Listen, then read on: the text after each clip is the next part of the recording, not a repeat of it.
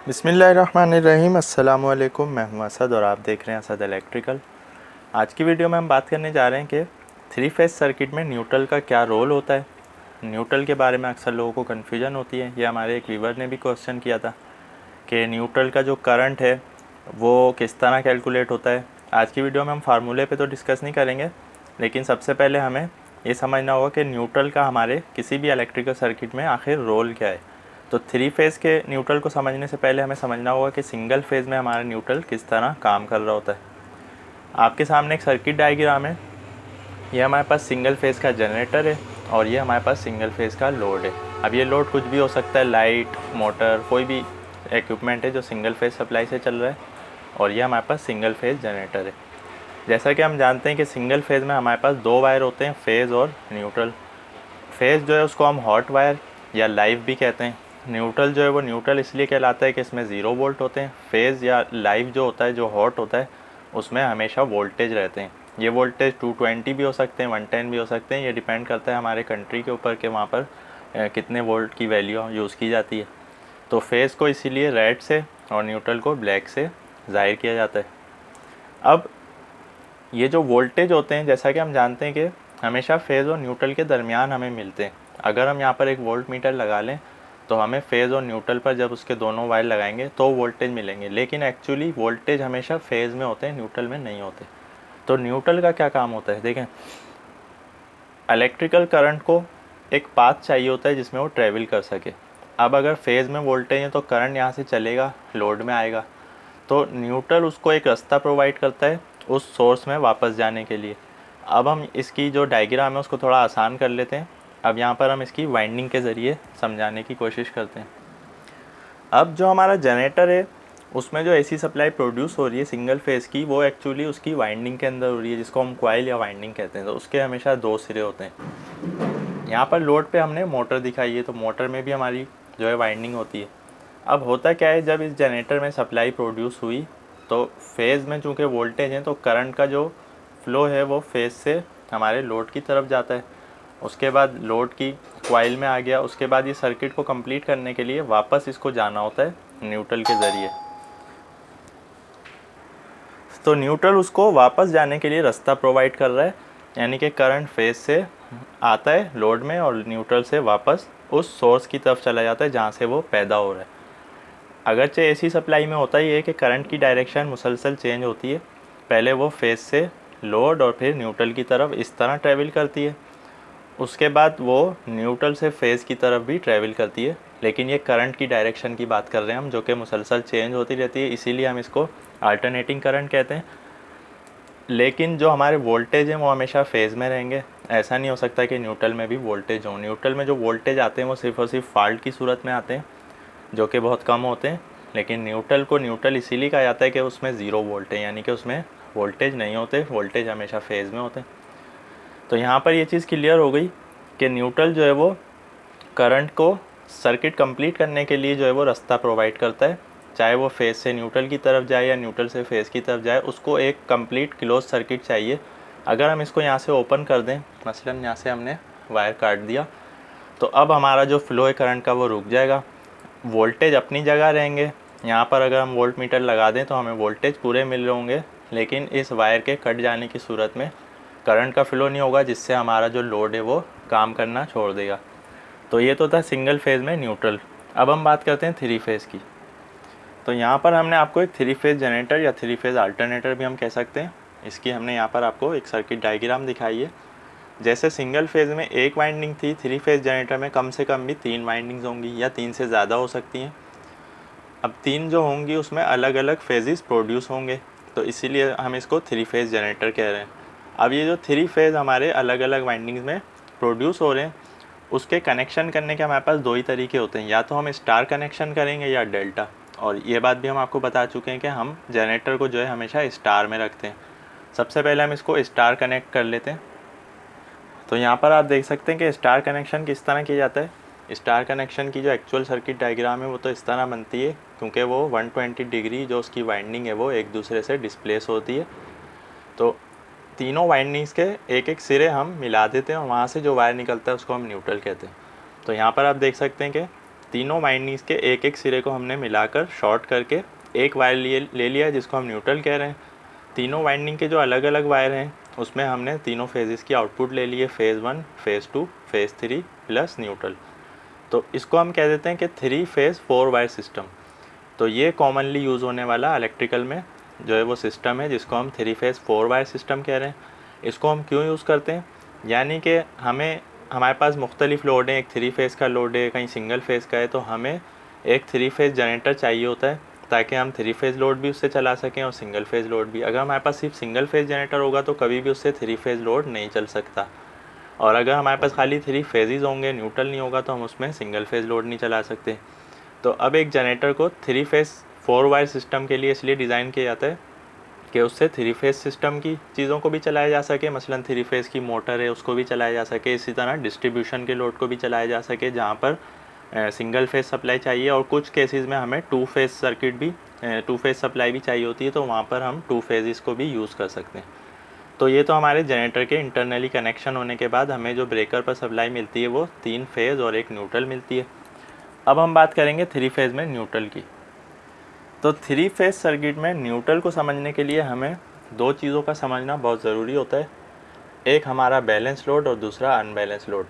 तो 3 phase circuit में या तो लोड बैलेंस होगा या अनबैलेंस होगा। इसकी डेफिनेशन क्या है कि बैलेंस लोड का मतलब ये है कि all 3 phases have equal amps, यानी कि जो हमारे जनरेटर से 3 फेज़ सप्लाई प्रोड्यूस होकर आ रही है उस पर जो लोड है वो बिल्कुल बराबर है। अगर एक फेज़ पर 100 एम्पेयर है तो दूसरे पर भी 100 है और तीसरे पर भी 100 है, इसको हम कहते हैं बैलेंस लोड। दूसरा लोड हमारा होता है अनबैलेंस लोड।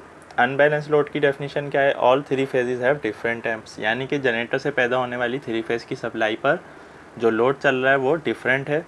एक फेज़ पर मसलन 50 एम्पेयर है, एक पर 60 है, एक पर 45 है, उसमें थोड़ा सा भी जो डिफरेंस आएगा उसको हम कहेंगे अनबैलेंस लोड।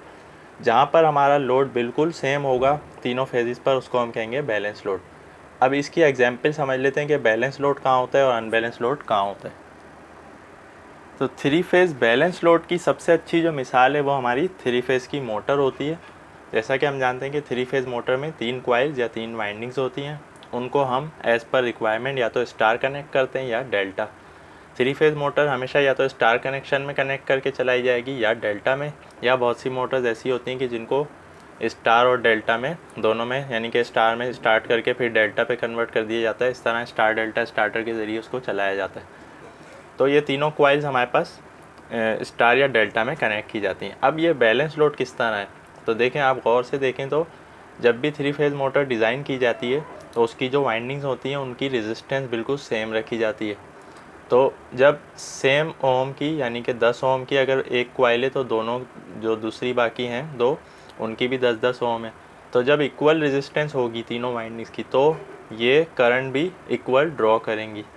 तो अगर ये 50 एम्पेयर की मोटर है मसलन, तो 50-50-50 तीनों कॉइल्स पर जो है वो 50-50 एम्पेयर का लोड होगा।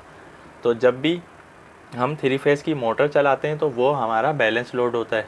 अब बैलेंस लोड में होता क्या है, आपने देखा होगा कि 3 फेज़ मोटर में कभी भी हम न्यूट्रल का वायर इस्तेमाल नहीं करते बल्कि तीनों फेजेस ही इस्तेमाल करते हैं। यानी कि मोटर को चलाने के लिए हमें सिर्फ 3 वायर ही चाहिए होते हैं, रेड येलो ब्लू तीनों फेजेस के, तो वहाँ पर न्यूट्रल का इस्तेमाल नहीं होता। उसकी रीज़न ये होती है कि जहाँ पर भी बैलेंस लोड होगा वहाँ पर न्यूट्रल करंट ज़ीरो होगा। मसलन हमारी जो वाइंडिंग है मोटर की, हम मान लेते हैं कि हर कॉइल हर वाइंडिंग जो है वो 15-15 एम्पेयर करंट ड्रॉ कर रही है। तो जब तीनों वाइंडिंग सेम रेजिस्टेंस की हैं और तीनों वाइंडिंग पर जो है वो इक्वल लोड है, तो इससे क्या होगा कि हमारा न्यूट्रल करंट ज़ीरो हो जाएगा। तो बैलेंस लोड की डेफिनेशन ये होती है कि हमारे तीनों फेजेस पर इक्वल एम्पेयर्स हों, तो वहाँ पर हमारा न्यूट्रल जो है वो ज़ीरो करंट होता है। आप गौर से इस सर्किट डायग्राम को देख सकते हैं कि हमने यहाँ पर 3 फेज़ जनरेटर और 3 फेज़ मोटर दिखाई है। जनरेटर तो हमारा स्टार कनेक्शन में है और इसके तीनों फेज़ प्लस न्यूट्रल 4 वायर निकल रहे हैं, जबकि मोटर जो है हमारी वो डेल्टा कनेक्टेड है। तो डेल्टा में हमेशा तीनों फेज़ ही चाहिए होते हैं नॉर्मली, न्यूट्रल वैसे ही नहीं होता। अगर मोटर स्टार में भी हो तब भी उसको न्यूट्रल की ज़रूरत नहीं होती। तो यहाँ पर न्यूट्रल का वायर हमने छोड़ दिया, 3 फेज़ जनरेटर से प्रोड्यूस होने वाली 3 फेज़ की सप्लाई हमने डायरेक्टली मोटर को दे दी है। अब हो क्या रहा है कि जब मोटर चल रही है तो इस पर इसके तीनों फेजेस पर इक्वल लोड डाल रही है, क्योंकि इनकी रेजिस्टेंस सेम है तीनों की। तो अब जनरेटर के ऊपर हमारे मसलन के 20 एम्पेयर का लोड है एक फेज़ पर, तो 20 एम्पेयर इस पर है, 20 दूसरे पर है, 20 ही तीसरे पर है। तो यहाँ पर न्यूट्रल करंट हमारा ज़ीरो है। तो जब ज़ीरो है तो हमें न्यूट्रल वायर की ज़रूरत ही नहीं है कि वो हम मोटर तक लेके जाएं, चूँकि न्यूट्रल का काम ही ये होता है कि वो सर्किट को कंप्लीट करवाती है, यानी पाथ प्रोवाइड करता है। तो जब करंट ही नहीं है, न्यूट्रल से कोई करंट ही नहीं आना है, तो इसलिए हमें न्यूट्रल का वायर मोटर में चाहिए ही नहीं। तो इसको हम कहेंगे थ्री फेज़ बैलेंस लोड। तो बैलेंस लोड में क्या होता है कि न्यूट्रल करंट ज़ीरो होता है। न्यूट्रल करंट जब ज़ीरो होगा तो वहाँ पर हमें न्यूट्रल वायर रिक्वायर्ड नहीं होता। अब हम बात कर लेते हैं अनबैलेंस लोड की। तो अगर आपको बैलेंस लोड की डेफिनेशन सही से समझ में आ गई है तो अब हम बात कर लेते हैं अनबैलेंस लोड की। अनबैलेंस लोड की डेफिनेशन के ऊपर हमने आपको बताया था कि इसका क्या मतलब होता है कि जनरेटर से प्रोड्यूस होने वाली थ्री फेज सप्लाई जो है उस पर अलग अलग एम्पेयर्स का लोड हो, जिसको हम अनबैलेंस लोड कहते हैं। अच्छा, लोड बैलेंस हो या अनबैलेंस हो, इसमें कोई बुराई नहीं होती दोनों में, बल्कि ये दोनों ही प्रैक्टिकली हमारे यहाँ यूज़ किए जाते हैं। लेकिन उससे जो इम्पैक्ट आ रहा है उस पर हम बात कर रहे हैं। यानी कि बैलेंस लोड में हमारा तीनों फेजेस पर लोड इक्वल होने की वजह से न्यूट्रल करंट ज़ीरो होता है, तो वहाँ पर हमें न्यूट्रल वायर चाहिए ही नहीं होता। अब हम बात करें अनबैलेंस लोड की। अनबैलेंस लोड की सबसे अच्छी जो मिसाल है वो है डिस्ट्रीब्यूशन लोड। यानी कि हमारा थ्री फेज जनरेटर जो कि red, yellow, blue plus neutral 4 wire दे रहा है, तो हमने बस बार के ज़रिए क्या किया हुआ है कि मुख्तलिफ़ जगहों पे सप्लाई पहुंचाई हुई है। हमारे पास एक थ्री फेज़ की इंडक्शन मोटर है, हमने क्या किया कि तीनों फेजेस इसको दे दिए, तो इसको न्यूट्रल वैसे ही नहीं चाहिए, तो यहाँ पर तो ये इक्वल करंट ड्रॉ करेगा इधर। अब एक सिंगल फेज़ की मोटर है हमारे पास, तो उसको हमें एक फ़ेज़ और न्यूट्रल चाहिए, तो हमने कोई सा भी एक फ़ेज़ रेड दे दिया या कोई सा भी हम एक फ़ेज़ विद न्यूट्रल इसको दे देंगे, तो इसका लोड जो है वो डिफरेंट होगा, इसका डिफरेंट होगा। इसी तरह हमारे पास एक ऑफिस है या कोई घर है, वहाँ पर हमें सिंगल फेज़ सप्लाई भी चाहिए और थ्री फेज़ का भी कोई हमारे पास इक्विपमेंट लगा हुआ है। मान लेते हैं कि थ्री फेज़ का हीटर लगा हुआ है या थ्री फेज़ की कोई मोटर लगी हुई है, तो उसको तीनों फेजेस भी चाहिए और न्यूट्रल भी चाहिए। न्यूट्रल क्यों चाहिए? क्योंकि उसको सिंगल फेज़ लोड भी चलाना है, और तीनों फेजेस क्यों चाहिए? कि उसको थ्री फेज़ की मोटर भी चलानी है। तो इसको हमने चारों वायर दे दिए। अब हो क्या रहा है, ओवरऑल अगर आप देखें तो हमारे जो जनरेटर के फेजेस हैं उस पर कभी भी इक्वल लोड नहीं आ सकता। यानी कि अगर तो हम सिर्फ थ्री फेज़ की इंडक्शन मोटर चलाएंगे तो इक्वल लोड आ जाएगा जनरेटर पर, लेकिन जनरेटर पे एक सिंगल फेज़ मोटर भी चल रही है, उसी पर थ्री फेज़ मोटर भी चल रही है, उसी पर हमने एक ऑफिस को डिस्ट्रीब्यूशन के लिए सप्लाई दी हुई है।